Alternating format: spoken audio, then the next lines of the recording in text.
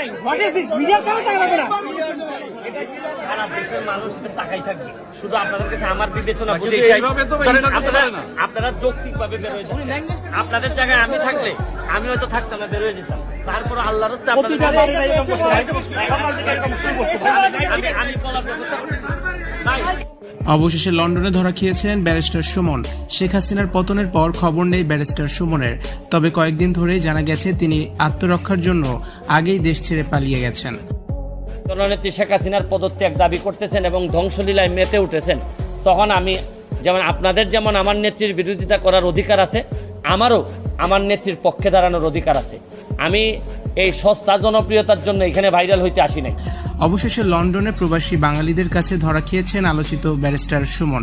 এ সময় ব্যারিস্টার সুমনকে চরম কটাক্ষ করেছেন প্রবাসীরা, সরকারের দালাল বলেও অপমান করেছেন। ছাত্রছাত্রীদের উপর